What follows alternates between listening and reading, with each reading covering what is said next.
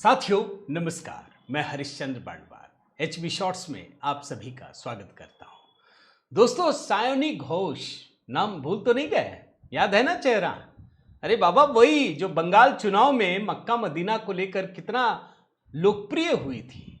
उनके बोलने का स्टाइल, उनके चाल, उनकी सारी चीजें लोगों को बहुत पसंद आ रही थी, आकर्षक। हम इधर वालों को भले पसंद ना हो, ये बात अलग है, लेकिन उधर वालों को तो पसंद आ रही थी। और ममता बनर्जी की सबसे बड़ी सिपाही के रूप में उभरी थी, ये बात समझ लीजिए। महुआ मोइत्रा को भी पीछे छोड़ दिया था। अगर सही मायने में देखिए तो पश्चिम बंगाल के भीतर ममता बनर्जी के बाद अगर लोगों के बीच सबसे लोकप्रिय नेता बनी थी तो वो सायोनी घोष थी। ये बात आप समझ लीजिए। और इसीलिए जब पता चला कि जो लोग ममता बनर्जी को छोड़ रहे हैं उनमें सायोनी घोष भी हैं, लोगों को यकीन नहीं हुआ। उसके बाद तो लगभग गायब हो गई थी सायोनी घोष। पता ही नहीं चल रहा था कहां है। उनको सुनने के लिए लोग बेताब थे। अब पहली बार वो दिखी है दोस्तों। दिखने का मतलब है कि उन्होंने बयान दिया है, बाकायदा संसद में दिया है। और किस मुद्दे पर दिया है? पेपर लीक के मुद्दे पर। और क्या कहा है दोस्तों, आप समझ लीजिए कि वो उसने दिल जीत लिया है।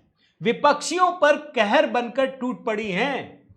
इस समय वो nationalist citizens party of India में है और उन्होंने इस मुद्दे पर विपक्ष पर निशाना साधा है। ध्यान से सुनिएगा। सायोनी घोष ने कहा है कि यह अच्छी बात नहीं है, यह डेमोक्रेसी के लिए भी एकदम हेल्दी साइन नहीं है। विपक्ष की ओर से पहले कहा जा रहा था कि धर्मेंद्र प्रधान जी इस्तीफा देंगे तो उसके बाद हम चर्चा करेंगे। ये सायोनी घोष कह रही है। इस्तीफा उन्होंने दे दिया, उसके बाद भी वो चर्चा करने से दूर जा रहे हैं। अब तो चर्चा हो रही है। वैसे हर दिन डिसरप्शन हो रहा है। पार्लियामेंट सदन का हर दिन हर मिनट बहुत कीमती होता है। टैक्स पेयर्स के पैसे इसमें जुड़े रहते हैं। अब देखिए, चर्चा वर्चा तो हो गई, सब कुछ जो होना है, लेकिन सायोनी घोष का ये जो बयान था ना दोस्तों, ये वास्तव में बहुत अच्छा लगा। अब मैं आपको दिखा नहीं सकता, मैं आपको अपना ट्विटर वो दिखा दे रहा हूं। मैंने इसको ट्वीट किया हुआ है। आप मेरे HC.Bandwal@X हैंडल पे जाएंगे दोस्तों, तो आपको ये वीडियो मिलेगा। आपको सुनना चाहिए। सुनना इसलिए चाहिए दोस्तों, कभी कभी लगता है कि यार ये नेता बहुत अच्छा है लेकिन पार्टी गलत है।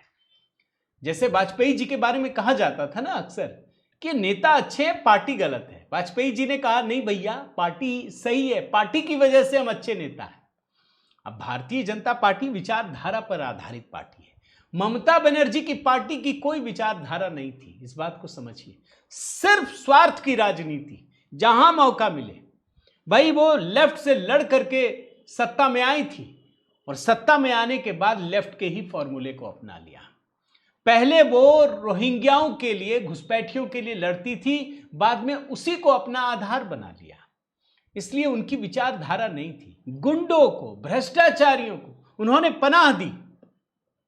लेकिन होता क्या है, कई नेता ऐसे होते हैं दोस्तों जिनका इनसे लेना देना तो नहीं होता, लेकिन उनकी मजबूरी होती है कि चूंकि वो उस पार्टी में है सायोनी घोष, तो उनको तो कहना पड़ेगा। तो अब मुझे लगता है कि ये जो सायोनी घोष हैं, इनका आपको नए नए रंग रूप देखने को मिलेंगे जो शायद देशभक्ति से सराबोर होंगे। तो आप इस वीडियो को जरूर सुन लीजिएगा दोस्तों। मैं यही कहूंगा, आप मेरे ट्विटर हैंडल पे जा करके, और मैं तो जरूर इनको सैल्यूट करता हूं। मैं मतलब निवेदन भी करता हूं कि आप आइए, खूब बोलिए, और जो भी बहस हो आप उसमें शामिल होइए। देश आपको सुनना चाहता है कि आपके विचार क्या है। उम्मीद करता हूं दोस्तों ये वीडियो आपको जरूर पसंद आया होगा। बहुत छोटी खबर हो सकती है, लेकिन इसके आने वाले दिनों में प्रभाव बहुत गहरे दिखाई पड़ेंगे। इसीलिए मैंने इस पर एक शॉर्ट्स बनाने का प्रयास किया दोस्तों। जरूर कमेंट कीजिएगा, लाइक कीजिए, शेयर कीजिए। अगर आपने इस चैनल को सब्सक्राइब नहीं किया है तो जरूर कीजिए। बहुत बहुत धन्यवाद। जय सिया राम।